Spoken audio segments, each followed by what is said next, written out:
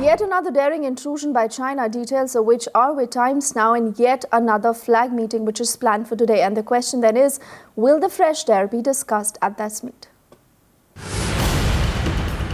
Last year, PLA troops crossed over the line of actual control and brazenly hoisted the Chinese flag on Indian soil.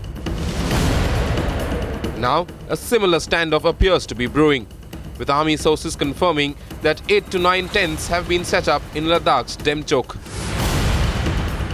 A brigadier-level meeting between the Indian Army and the PLA has been slated for today to address the fresh dare. The Prime Minister spelled out his clear warning to China in his visit to Japan. Yet China continues to be defiant. लेकिन आज हम चारों तरफ देख रहे हैं 18वीं शताब्दी की जो स्थिति थी वो विस्तारवाद नजर आ रहा है. Continued Chinese provocations at the line of actual control. Will the government send a strong message? देखिए, इस सरकार की ना पाकिस्तान के प्रति और ना चीन के प्रति कोई नीति है.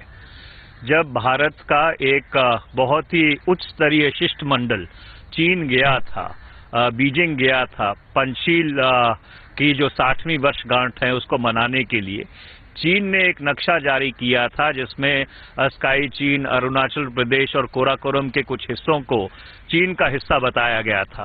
तो भारत की सरकार की तरफ से बिल्कुल चुप्पी बनी रही. मेरी समझ से आज के संदर्भ में ये तीनों जो देश हैं, जापान, चीन और अमेरिका, भारत के लिए बहुत अहम है और तीनों रिश्तों से एक अलग उम्मीद है और तीनों का जो इन तीनों के बीच में हमें गेम खेलने में हमारी भलाई नहीं है और मुझे लगता है कि ये हमारी जो नई लीडरशिप है वो भली भांति समझती है. It's 3 days and the 9 Chinese tents are still there on the Indian side of the line of actual control in Demchok.